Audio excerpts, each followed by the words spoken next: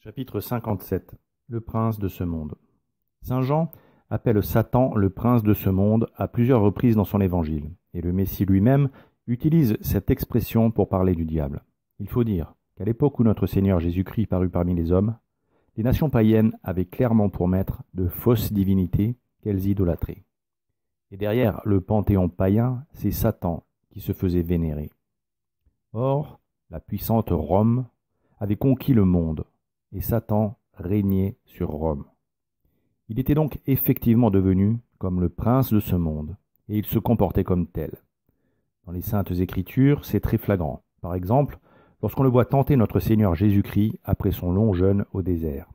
En effet, il le transporte sur le haut d'une très grande montagne, d'où il lui montre tous les royaumes et leur gloire, et lui dit « Je te donnerai tout cela si te prosternant tu m'adores. » Le démon était alors si sûr de son droit de propriété et de son emprise sur le monde qu'il agissait comme s'il pouvait en disposer à sa guise parce que les idolâtres régnaient sur le monde.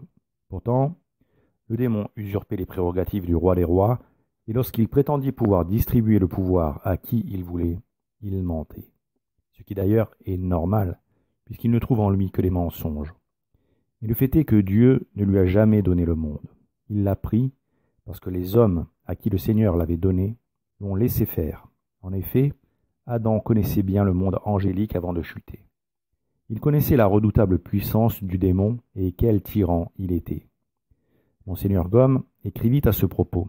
Or, malgré les lumières de sa raison, malgré le cri de sa conscience, malgré le secours de la grâce, Adam désobéit à Dieu pour obéir au démon, et il devient son esclave. Dans tout cela, Dieu n'est pour rien. La puissance tyrannique du démon sur le premier homme est le fait du premier homme. Puis Monseigneur Gomme ajouta que la tentation d'Adam est le type de toutes les autres. Lorsque nous y succombons, nous donnons volontairement prise sur nous à notre ennemi. Cependant, le Fils de l'homme allait reprendre le monde au diable pour le rendre aux hommes qui accepteraient de devenir les enfants adoptifs de Dieu par lui et grâce à lui.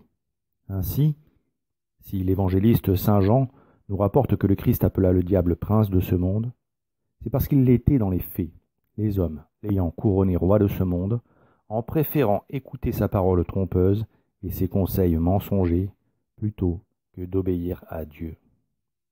Ce n'est pas le Seigneur qui lui a donné le monde.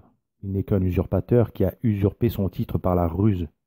Notre Seigneur Jésus-Christ, quand il était au milieu des hommes, a annoncé la fin du règne de ce voleur. Il déclara en effet à Jérusalem « C'est maintenant le jugement du monde.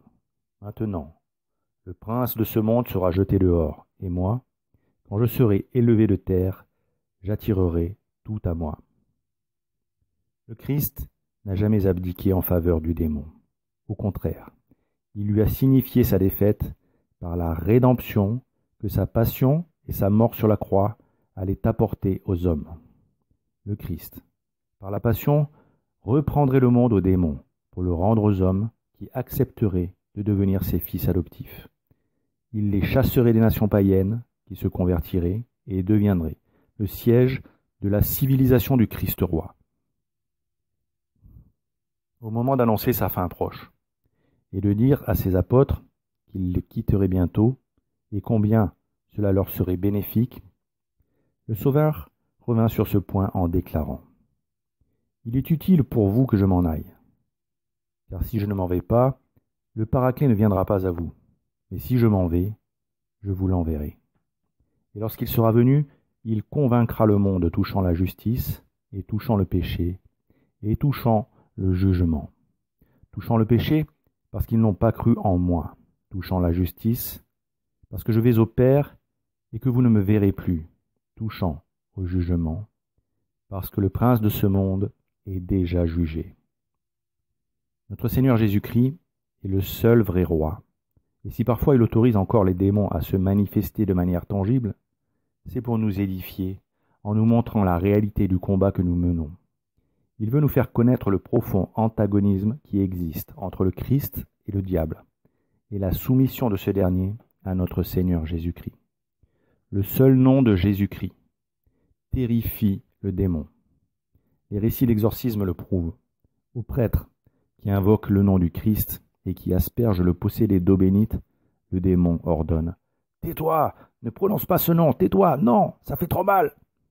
Pour illustrer ce que ressent le démon, le marquis de la Franquerie restitua le témoignage d'un médium qui rapporta les propos que Satan lui avait adressés.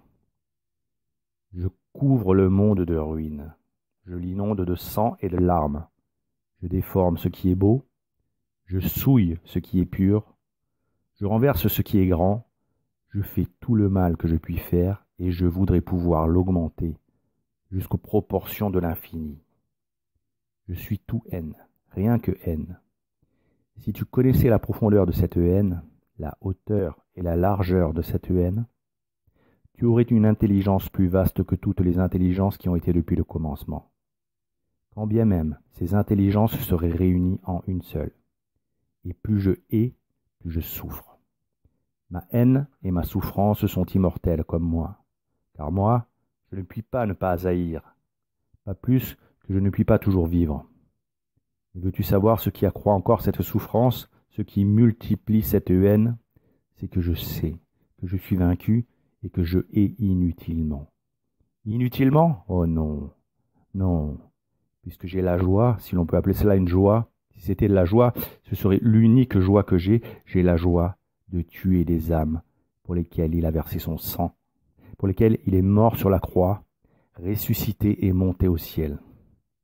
Ah oui, je rends vaine son incarnation, sa mort, la mort d'un Dieu. Je les rends vaines pour les âmes que je tue. Comprends-tu cela? Tuer une âme. Il l'a créée à son image. Il l'a faite à sa ressemblance. Il l'a aimée d'un amour infini. Il a été crucifié pour elle. Et je la lui prends. Je la lui vole.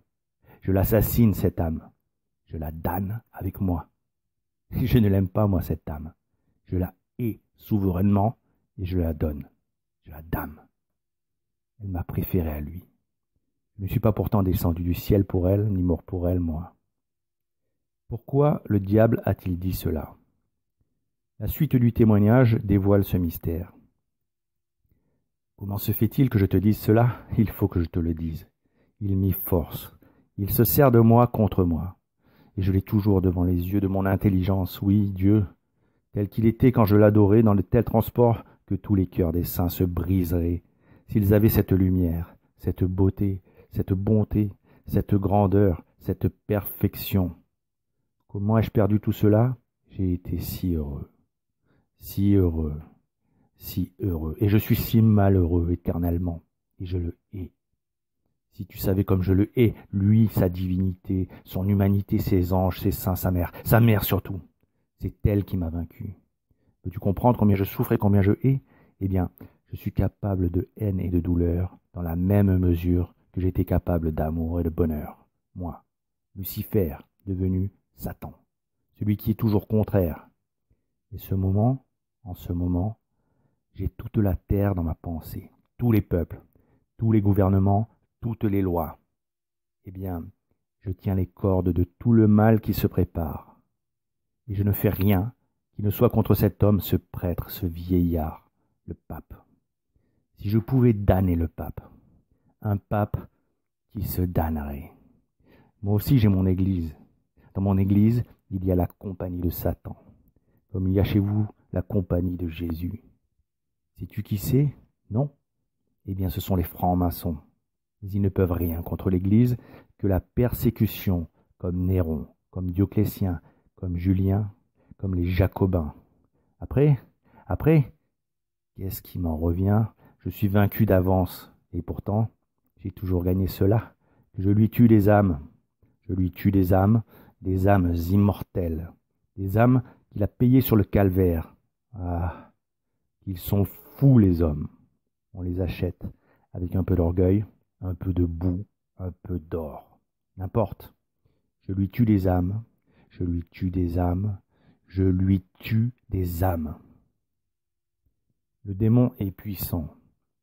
C'est un fait incontestable, mais il ne faut pas avoir peur de lui outre mesure. Il faut avoir confiance en notre Seigneur Jésus-Christ, car rien n'arrive sans sa permission.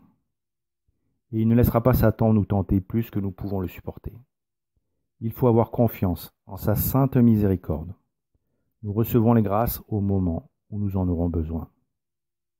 Mais il faut prier la Sainte Vierge pour qu'elle intercède pour nous. Notre Seigneur Jésus-Christ aime que l'on passe par sa mère, et c'est elle qui écrasera la tête du serpent. Le combat de notre génération est de se rappeler de ce qui nous a été transmis, de ne pas accepter les changements de Vatican II et de dénoncer la secte qui usurpe le nom d'Église catholique.